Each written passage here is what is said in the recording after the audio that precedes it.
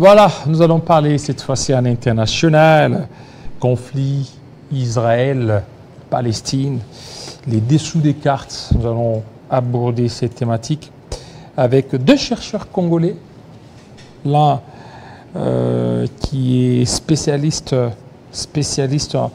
des questions du Proche et Moyen-Orient. Lui, c'est M. Idesbald de Moukoua. Bienvenue. Merci beaucoup, M. Jean-David. Voilà. Et l'autre, c'est M. Apollinaire Tambeke, chercheur aussi en droit. Bienvenue. Merci. Voilà, monsieur Tambeke, je commence par vous. Les conflits.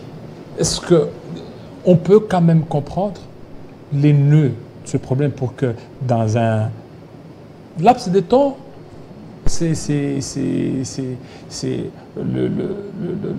la guerre qui s'annonce entre Israël et Palestine? Merci, Jean-David.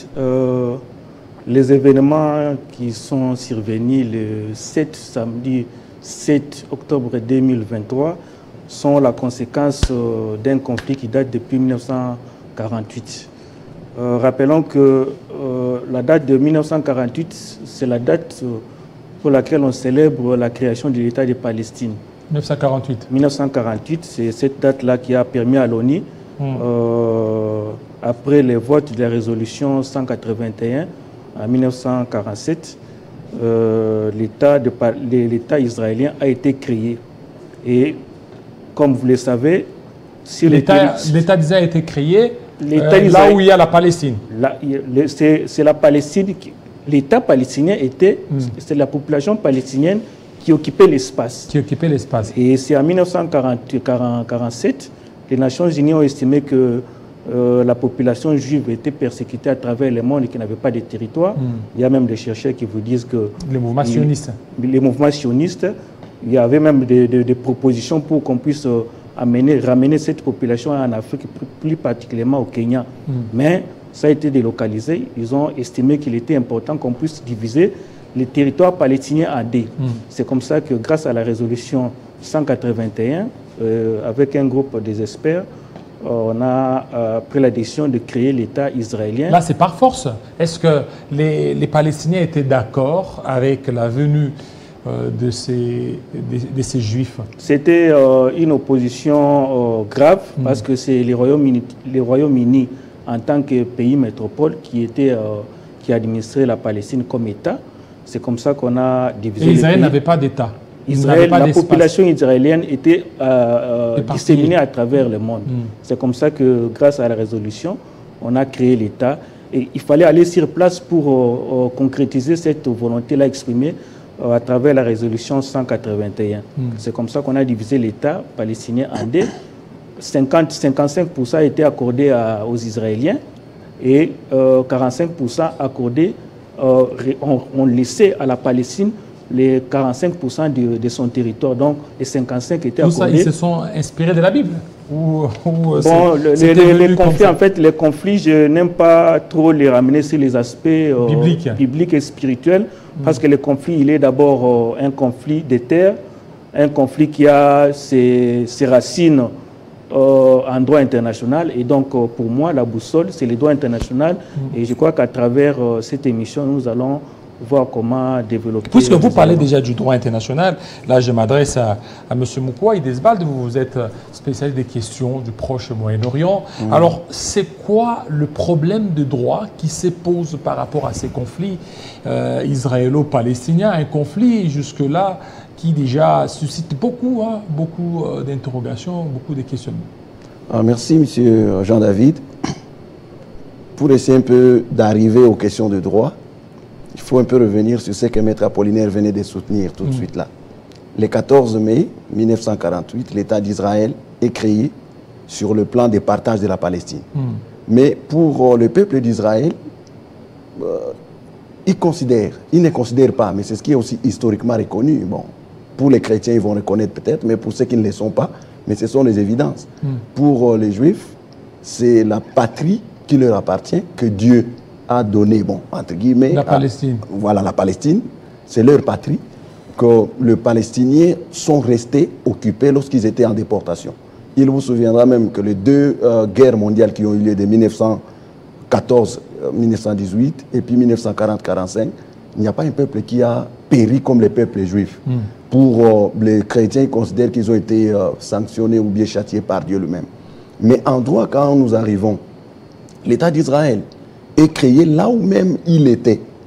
Là où il était historiquement. Des villes comme Jérusalem, des villes comme Hébron, des villes comme Samarie sont notoirement reconnues comme les villes qui ont été bâties par les Juifs, par leurs ancêtres, entre guillemets, David et puis les autres.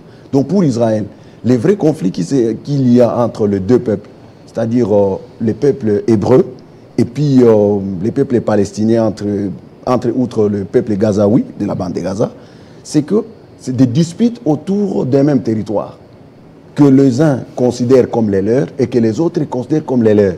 C'est ainsi que plusieurs voix s'élèvent sur le plan international, couvert par les droits internationaux, qu'il faut qu'il y ait deux États qui cohabitent l'un et l'autre.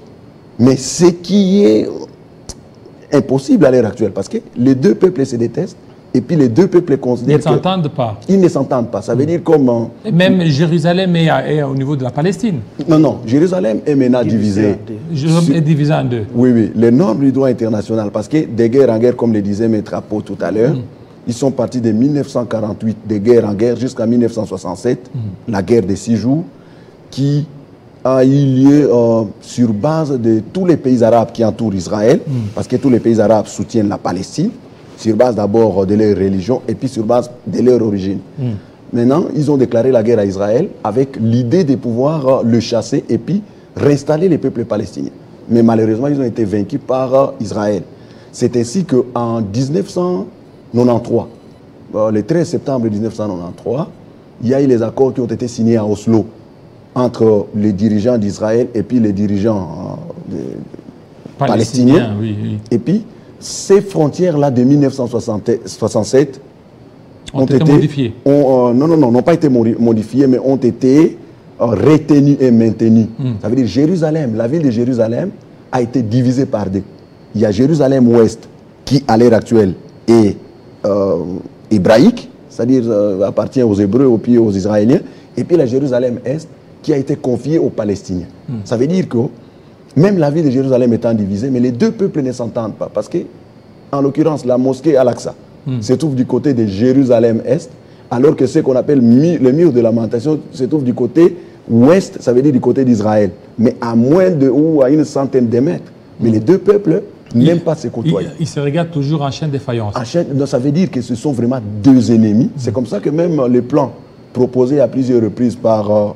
le système onusien ne réussira pas d'avoir les deux États côte à côte. Parce que donc jusque-là, le rôle des Nations Unies a échoué.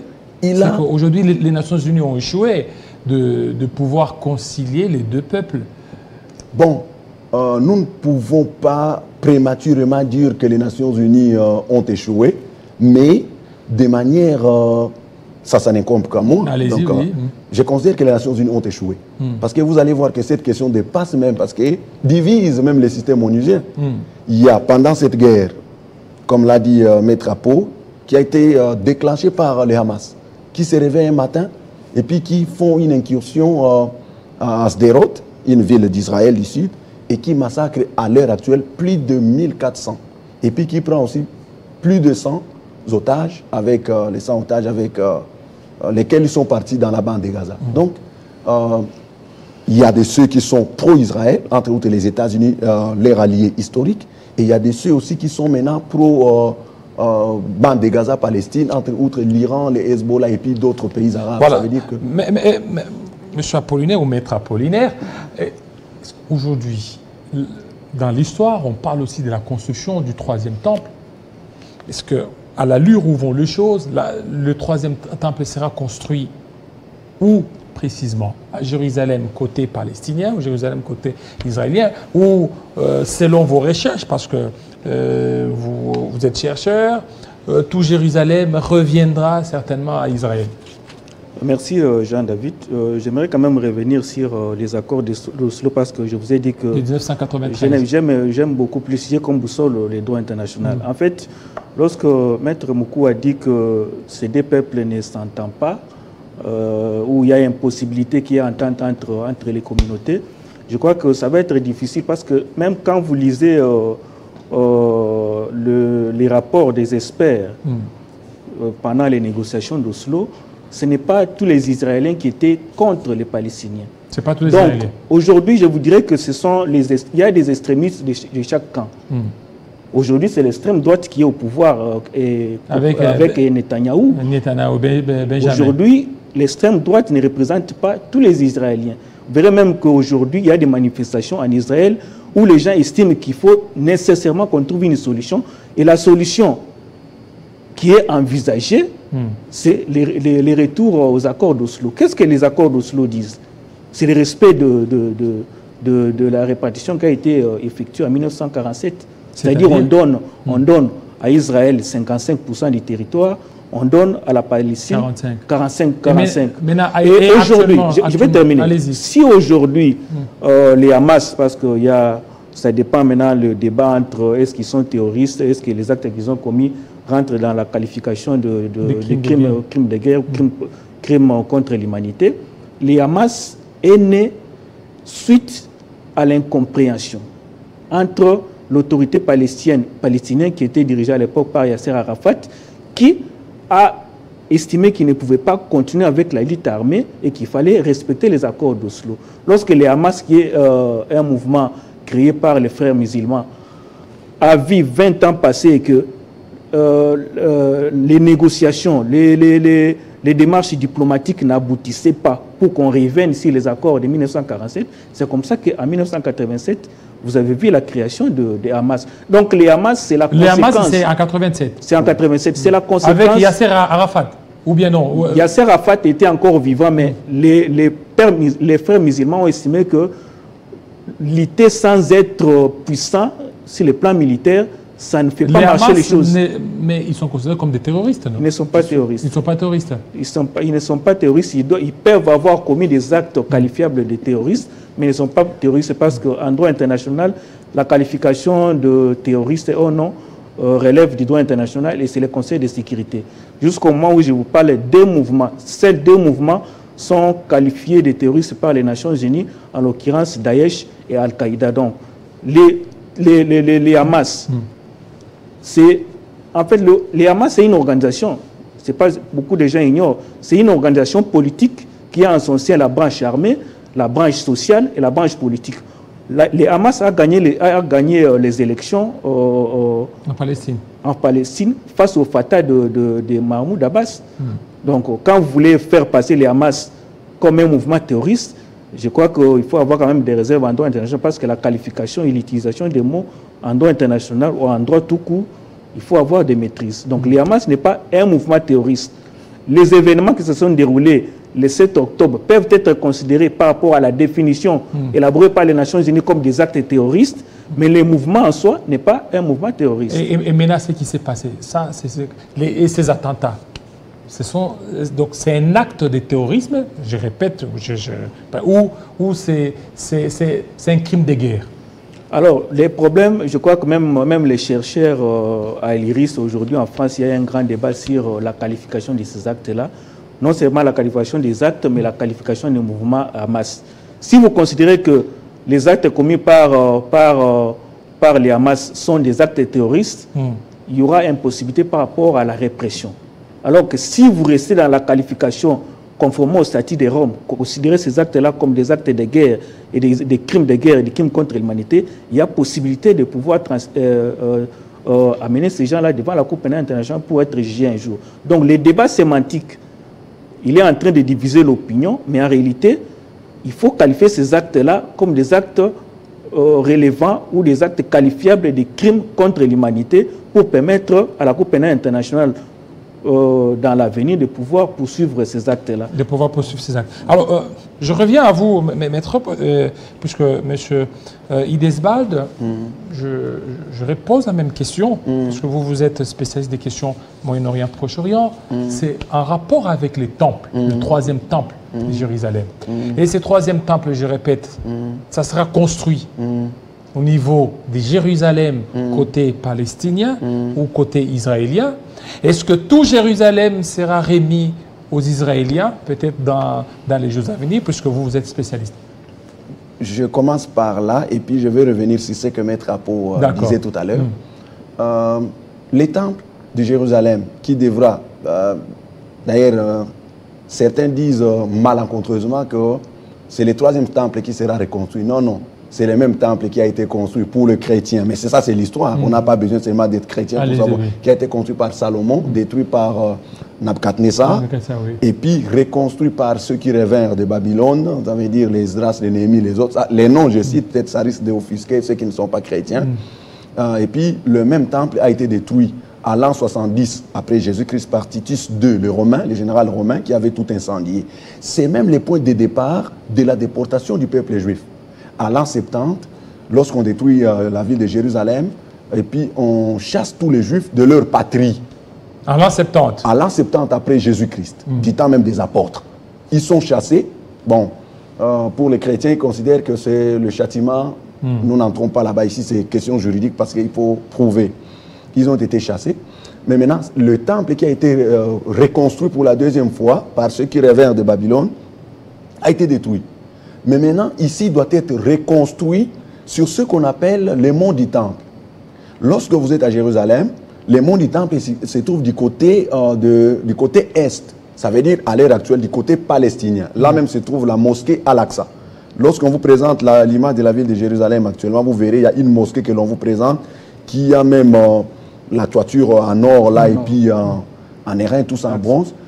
C'est sur ce qu'on appelle les monts du Temple. Mais à l'heure actuelle, ça se trouve du côté est, Jérusalem-Est. C'est comme ça que dans le plan de ce qu'on appelle, c'est que la plupart appellent les plans d'occupation, mais c'est qu'Israël considère comme récupération de sa ville, qu'il considère ayant été bâtie par David il y a plus de 3000 ans. Ça veut dire que c'est du côté est de Jérusalem, là où se trouve la mosquée Al-Aqsa. C'est comme ça qu'Israël continue à récupérer des portions de terre qu'il considère comme lui appartenant. Donc, le temple devra être reconstruit à l'endroit même où il se trouvait dans des siècles ou des millénaires passés. Mais maintenant, par rapport à ce que Maître Apo a dit, que les deux peuples... Non, non, non. Les deux peuples, pour précision, ce n'est pas Israël qui est hostile aux Palestiniens, mais ce sont les Palestiniens qui sont hostiles aux Israéliens. Pour preuve... Ce sont les Palestiniens. Les Palestiniens qui sont jaloux des Juifs. Pour preuve, plus d'1 million de Palestiniens, soit du côté de Cisjordanie, soit du côté de la bande de Gaza, travaillent en Israël, payés par les peuples, par l'État hébreu, et puis pris en charge par l'État d'Israël. C'est même contradictoire que l'État d'Israël, qui soit par exemple ennemi du peuple palestinien, puisse l'héberger, puisse l'engager dans ses services, et puis venir à tous les besoins tout en payant ce qu'il faut. Donc, deuxièmement, les pouvoirs qui est en Israël à l'heure actuelle, Israël c'est différent de nos États. La question existentielle réunit tous les peuples d'Israël. Raison pour laquelle le gouvernement qui était il y a quelques jours avant le samedi le 7 octobre, c'était le gouvernement d'extrême droite dirigé par Benjamin Netanyahou. Mais à l'heure actuelle, ce n'est pas le même gouvernement. Il y a ce qu'on appelle les cabinets de guerre. Ça veut dire Benjamin Netanyahou, dont même l'opposant comme Benny Gantz, l'ancien ministre de la Défense, fait partie. Parce que pour l'État d'Israël, ce qui concerne l'existence unit tous les peuples juifs. Ils doivent d'abord combattre l'ennemi à l'extérieur avant de venir parler des questions internes. C'est comme ça que vous voyez qu'il y a même plus de 350 000 réservistes qui étaient dans des pays différents comme Brésil, en Europe, en Asie, comme en Amérique, qui ont été appelés. Je vous, ça c'est même une petite parenthèse, il y a même un juif, un millionnaire juif qui est aux États-Unis, qui a offert plusieurs billets, je crois 200 billets aux réservistes israéliens. Et la communauté internationale chouchoute trop Israël, hein? Israël est très chouchouté. Non, non, non, ce n'est pas que la communauté internationale chouchoute Israël, mais la communauté internationale sait que Israël actuel, dans la configuration actuelle, est même l'œuvre de la communauté internationale. Parce que les peuples juifs, lorsqu'ils étaient errants partout dans le monde, après la déportation de l'an 70, les Nations Unies, après la création en 1945, 2 ans après, étaient obligées de trouver à un si grand peuple aussi un territoire et puis une patrie qui lui serait chère. Se référant dans les archives, ils ont proposé d'abord l'est de la RDC vers l'Ituri, ici Rola, entre la RDC et l'Ouganda, mais les peuples juifs eux-mêmes, entre outre l'ancien premier ministre, le tout premier Ben Gurion, a dit non. Voici les archives dont nous disposons. L'État d'Israël se trouve être entre le Liban au nord, au sud de l'Arabie Saoudite, à l'est la Jordanie, et puis encore au sud-ouest la mer Méditerranée, et puis l'Égypte. C'est là la patrie. C'est ainsi que le plan, la résolution dont a fait allusion Maître Apollinaire, a été voté. C'est la toute première opération militaire menée par les systèmes onusiens en 1948.